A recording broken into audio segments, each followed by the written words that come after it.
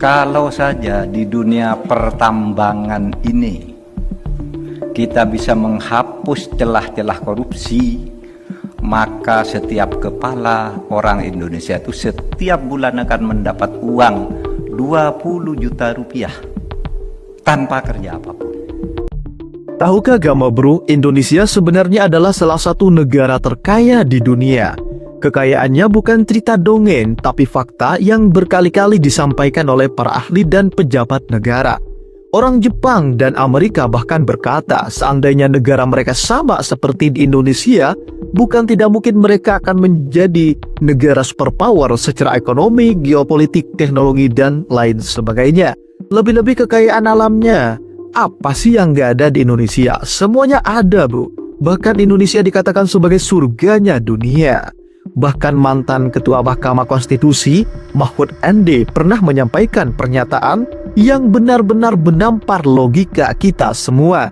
Beliau mengatakan bahwa saking kayanya Indonesia, kalau kekayaan dari hasil tambang saja dikelola dengan benar, setiap warga Indonesia bahkan bayi yang baru lahir bisa mendapatkan sekitar 20 juta rupiah per orang, bro. Dan ingat, itu baru dari hasil tambang saja, belum termasuk hasil bumi lainnya seperti hutan, laut, gas, minyak, dan berbagai kekayaan alam lain yang dimiliki negara Indonesia.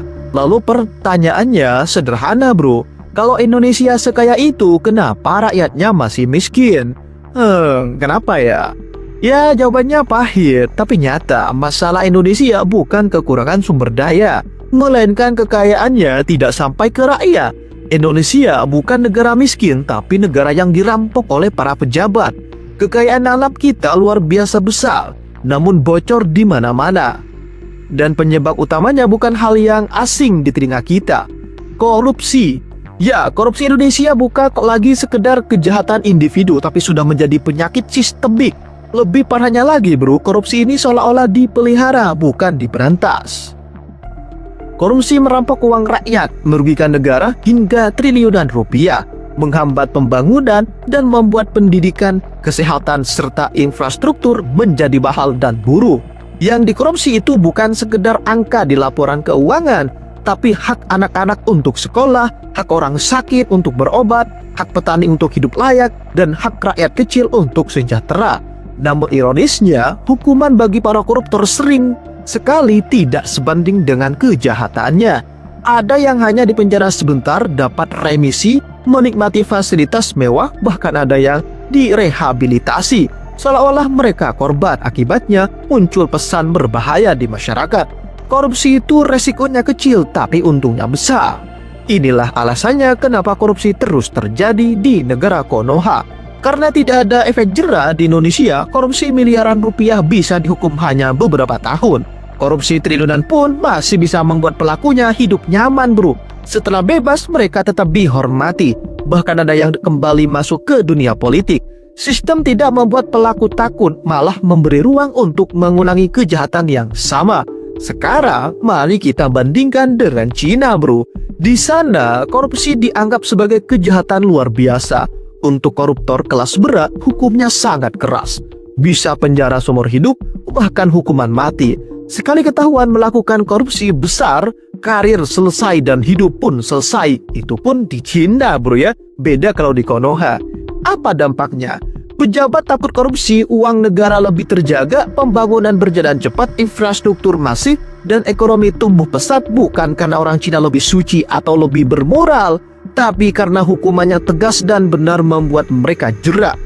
Emang menurut kalian Cina itu negara muslim? Tidak, bro. Cina itu adalah negara komunis, tapi kenapa sistemnya sangat bagus? Di sana maju, sedangkan di Indonesia yang katanya negara muslim terbesar di dunia, kok doyan korupsi? Makan babi dibilang haram, tapi korupsi doyan. Kan aneh, bro, dan kocak.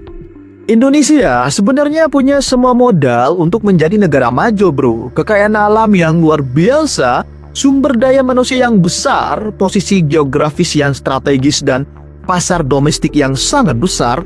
Selama koruptor masih dimanja, hukuman masih ringan, sistem masih lunak, dan uang rakyat terus bocor, maka kemiskinan akan terus ada. Ketimpangan makin lebar dan rakyat akan terus disuruh bersabar. Padahal yang salah bukan rakyat bro, melainkan sistem dan pembiaran perampokan terjadi secara berulang-ulang. Koruptor di Indonesia sulit dihukum berat, bukan karena tidak ada aturan, tetapi karena hukum dibuat dan dijalankan oleh orang-orang yang berada di lingkaran kekuasaan yang sama. Banyak pelaku korupsi adalah pejabat dan elit politik, sehingga hukuman sering dibuat lunak dan bisa ditawar bro. Penjara tidak membuat jera karena harta mereka tetap aman. Inilah sebabnya undang-undang perampasan aset selalu ditunda, bukan karena sulit, tapi karena menyentuh kepentingan orang-orang kuat dan takut kehilangan kekayaannya. Tentunya orang-orang DPR nih kelakuannya ya. Indonesia juga tidak meniru Cina yang menghukum koruptor sangat keras karena sistem kekuasaan di sini saling melindungi. Dalam kondisi seperti ini, hukum jadi tumpul ke atas dan tajam ke bawah. Akibatnya, rakyat kecil yang paling menderita. Uang negara hilang, layanan publik rusak, hidup makin berat. Selama hukuman masih dijaga oleh elit yang takut menghukum dirinya sendiri, korupsi akan terus hidup dan rakyat terus menjadi korban. Kesimpulannya jelas bro, Indonesia bukan negara miskin. Indonesia adalah negara kaya yang dikelola dengan buruk oleh para pejabatnya. Bukan karena kurang sumber daya, tapi karena terlalu banyak yang mencuri dan terlalu sedikit yang dihukum tegas. Kalau korupsi benar-benar diberantas, bantuan sosial tidak perlu penuh drama, pendidikan bisa murah, kesehatan bisa layak, dan anak cucu kita bisa hidup jauh lebih sejahtera. Tapi selama korupsi masih dianggap sebagai kesalahan biasa, jangan berharap Indonesia bisa benar-benar maju. Karena negara yang kaya bisa hancur kalau perampoknya justru dilindungi oleh sistemnya sendiri. Saya ingat betul bro, ya beberapa bulan yang lalu ada sebuah peristiwa yang memilukan terjadi di Jawa Barat ketika seorang anak kecil meninggal dunia dalam kondisi sangat memprihatinkan. Tubuhnya dipenuhi cacing dan hidupnya terlantar karena kemiskinan.